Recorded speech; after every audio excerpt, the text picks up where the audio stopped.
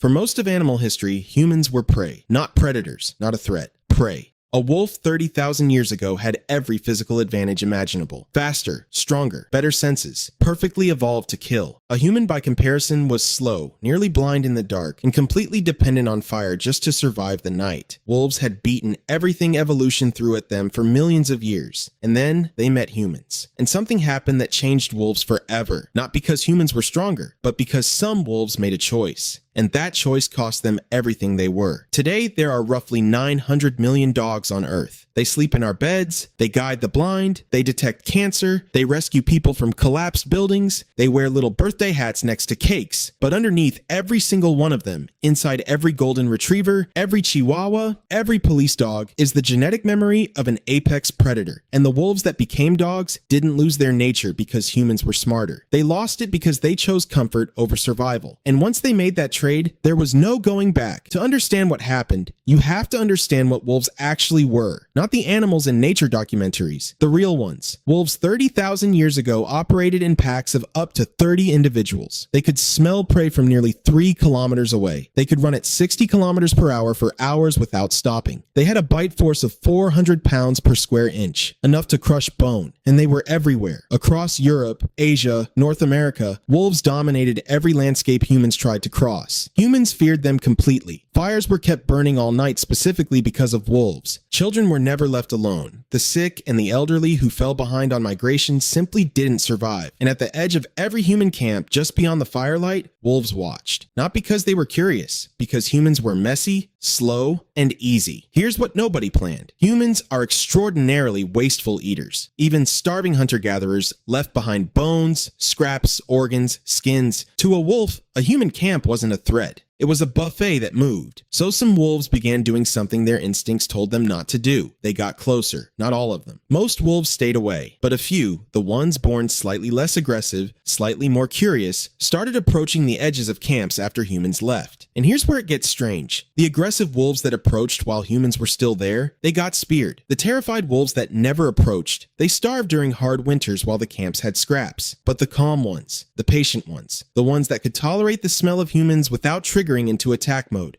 they ate, they survived. They reproduced, and slowly, without any human intending it, wolves began selecting themselves for a personality trait that had never mattered before in their entire evolutionary history: tolerance. This sounds almost too simple to be real, but in 1959, a Soviet geneticist named Dmitry Belyaev ran an experiment that showed exactly how fast this can happen. He took wild silver foxes, animals with no history of domestication, and did one thing. Every generation, he only bred the calmest individuals. No training, no conditioning, just selecting for temperament. Within 10 generations, the foxes were approaching humans voluntarily. Within 20, they were wagging their tails. Within 40 generations, less than a human lifetime of breeding, the foxes had floppy ears, spotted fur, and were whining for attention like animals that had been domesticated for thousands of years. The wolves near human camps were running that same experiment on themselves, just slower, and without anyone watching. But here's what Belyaev's foxes also showed, the part nobody talks about. When you breed an animal for calmness, you don't just change its behavior, you change what it is. The foxes lost problem-solving abilities wild foxes had. Their stress responses weakened. Their territorial instincts faded. They became, in a measurable biological sense, less.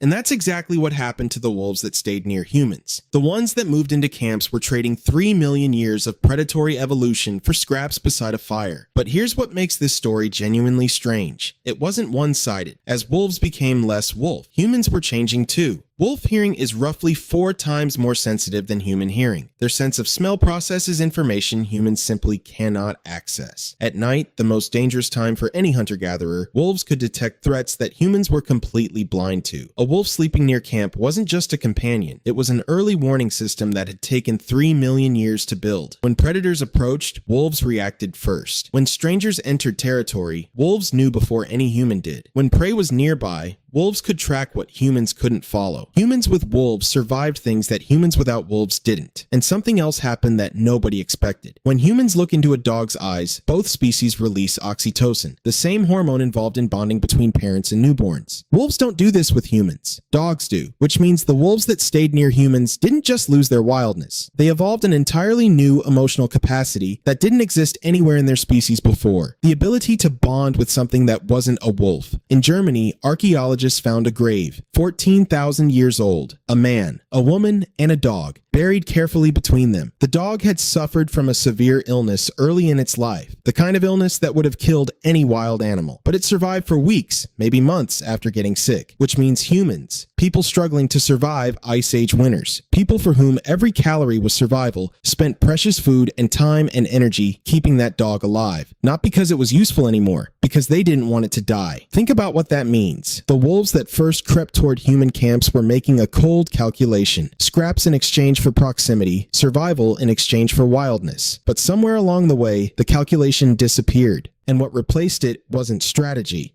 It was something neither species had ever had with the other before. Today, wolves are listed as endangered across most of their original range. The ones that stayed wild, the ones that never approached the fire, are disappearing. And the ones that did approach, they're everywhere. 900 million of them, sleeping in human beds, guarding human homes, living inside a deal their ancestors made 30,000 years ago, beside a fire they no longer remember. They gave up speed. They gave up territory. They gave up the ability to survive alone. And in exchange, they got something no predator in the history of this planet had ever achieved. They got us. Tonight, somewhere near you, a descendant of the most feared predator in Ice Age Europe is probably waiting to see where you're going to sit. Not because it calculated the trade, but because 30,000 years ago, one wolf decided the fire looked warmer than the dark, and neither species has been the same since.